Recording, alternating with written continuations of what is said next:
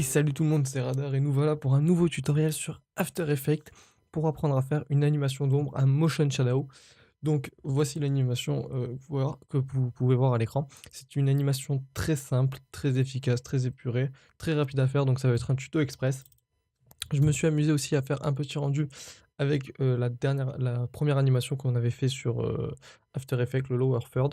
On peut voir que deux petits tutos comme ça permettent de faire des petites animations déjà très épurées. Donc on va tout de suite apprendre à faire ça. Alors je vais virer tous les éléments de là et on va commencer sur une nouvelle composition. Alors la composition, on va l'appeler Motion Shadow. Shadow. On va la mettre en Full HD, en 720p comme vous voulez. Cadence 60, 59 ça va aussi.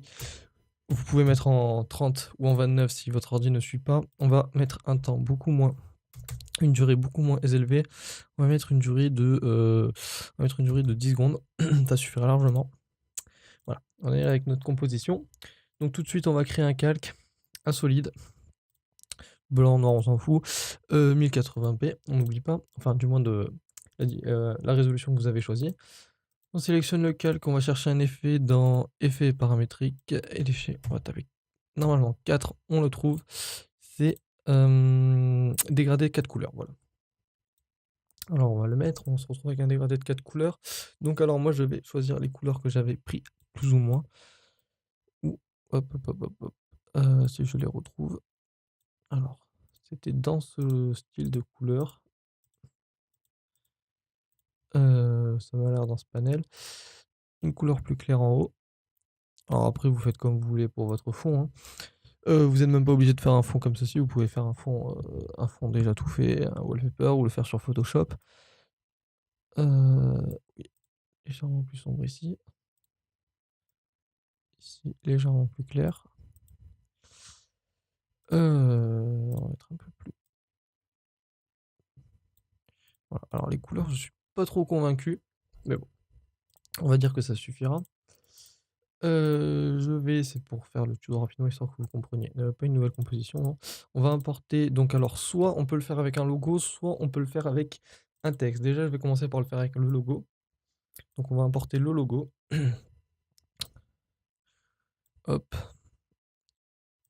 voilà, comme ça sera très bien. Donc ce logo, on va pas le toucher, hop, on va juste créer un nouveau calque. Calque d'effet. On va créer un calque d'effet. On va dupliquer le logo, CTRL D pour dupliquer, voilà, les raccourcis. Donc, celui-là qui est en dessous, alors on va mettre le calque ici. Le calque qui est en dessous, on va le mettre un effet. On va aller dans esthétique et c'est colorama. Alors si je le trouve, je le trouverai pas ici. Colo ra Colorama, voilà. Voilà, cet effet va nous permettre de faire en sorte que notre, fond soit totalement noir. Donc pour ça, ce qu'on va faire, c'est dans cycle de couleurs, on va juste virer toutes les couleurs. Hop. Et la dernière, on va la foutre en noir complet. Voilà, c'est pour retrouver la couleur de l'ombre. Alors, on n'est pas obligé d'avoir un noir noir, mais c'est quand même mieux.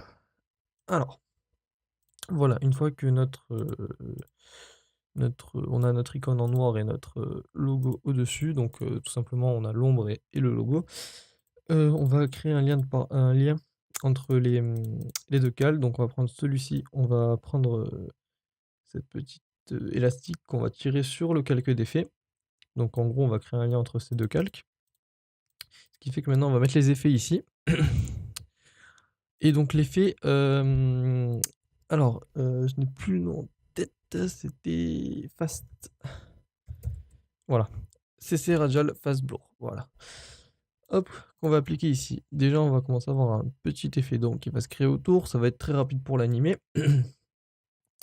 On va donc tout simplement mettre une clé, pour le centre qui se retrouve ici, qu'on va mettre là-haut, tout de suite. On va monter ceci, allez, on va dire, je l'avais monté à 68 je crois. On peut le monter plus, si vous désirez, mais c'est comme vous voulez. Moi, je vais le laisser à 68.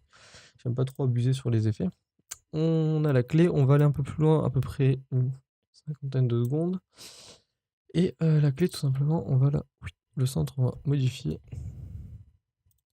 Tac, on va le mettre ici. Donc voilà, on a déjà notre, notre petite animation. Alors on va pas en rester là. On va appuyer, on va sélectionner le calque d'effet, on appuie sur U, U qui permet d'ouvrir toutes les onglets où vous avez des clés. On va sélectionner ces 2 clés, on va appuyer sur F9. Et cela va avoir pour effet de créer un bézier. Alors sinon, vous pouvez faire clic droit dessus, interpolation d'image et vous les mettez en bézier. Ça fait quoi? Ça fait qu'au niveau de du mouvement, on va se retrouver avec un mouvement, beaucoup plus, pas droit. Normalement, si elles sont pas en bézier, les clés se retrouvent comme ça, complètement droit. On peut les arrondir les angles de l'animation, avec ces 3 commandes-là où on les mettait en bézier et normalement, on peut aller un peu plus loin, hop, en les mettant comme ceci. Voilà. Ça va avoir pour but de mettre une animation un peu plus légère. Alors elle est peut-être un peu rapide. Je vous laisse, gérer ça. Ensuite, une fois qu'on a fait ceci avec, tout simplement, vous voyez, c'était très simple, très rapide. Après, je vous laisse l'animer, avec le Lower Third qu'on a fait sur le tutoriel d'avant ou avec d'autres tutoriels qu'on va faire juste après sur After Effects. C'est à vous d'imaginer et d'avoir l'inspiration pour, comment vous en servir. On va s'en servir maintenant sur un texte, je vais vous montrer, c'est légèrement différent. On va supprimer, hop, tout ça. On va garder notre fond quand même. On fait CTRL T pour prendre l'outil de texte. On va écrire, hem,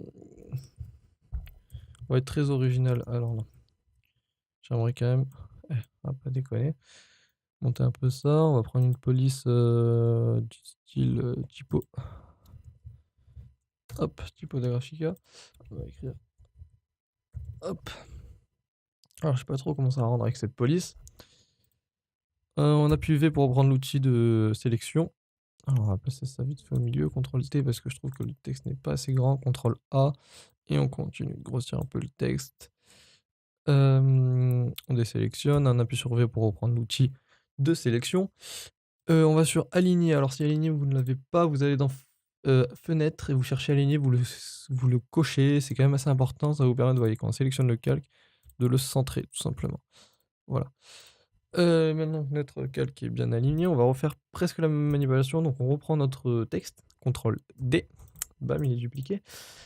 On va donc un calque, qu'on va mettre en noir. Alors là, pas besoin d'aller, sur des effets colorama et tout. On va juste ici sélectionner le texte, le mettre en noir. Beaucoup plus simple. Et ensuite on va remettre le même effet, j'ai toujours pas le nom en tête, c'est un truc de fou, ça rentre pas. CC Radial Face Blur, voilà. Qu'on va foutre sur le calque en bas. Voilà, donc là on a notre effet normalement en dessous qu'on va animer. Donc on va mettre une clé au centre, pareil, même manipulation. On va aller à une cinquantaine de secondes. On va juste déplacer la clé. Alors on peut appuyer sur, Shift pour éviter que la clé parte en haut, en bas. On veut juste que la clé reste comme ça, donc on appuie sur Shift, hop et normalement, voilà, on a déjà l'animation. Là, on va pouvoir monter, allez, 80, je dirais. 80, merci. Ah, le pavé qui est pas activé. Voilà, on a déjà notre animation qui a déjà été faite. On peut maintenant, hop, lier le calque, ce qui va permettre de, quand on va modifier le texte, alors CTRL T, quand on va modifier le texte ici, ça va modifier aussi le deuxième texte. Si j'écris, par exemple, shadow, hop, fail. Je l'ai mal lié, non. Alors oui, excusez-moi, c'est un fait complet de ma part. Heu, En fait, il faut tout simplement, vous allez chercher la source des 2 textes. Vous allez dans texte, vous cherchez texte source. Pareil pour le deuxième, qu'est-ce que vous faites? Vous appuyez sur alt et vous appuyez sur la source, si ça ou sur la clé de la source. Vous allez avoir ceci qui va apparaître, qui va permettre de lier, hop, voilà, les 2 sources. Tac, voilà, ça sera fait. Hop, hem normalement, les 2 textes, voilà, sont, liés et maintenant si on modifie le texte, voilà, vous voyez que ça marche. Shadow avec un, ça marchera mieux quand même. Voilà, on peut modifier les 2 textes, en même temps sans avoir à modifier les 2. Des petits raccourcis comme ça qui sont sympas. Désolé du fail, ça arrive, mais bon. Donc voilà, ça sera tout pour ce tutoriel très court, qui a quand même, qui peut être, assez utile, très simple. Après c'est à vous d'approfondir, de vous amuser avec, d'avoir de l'imagination et moi je vous dis à très bientôt pour un prochain tutoriel. Ciao.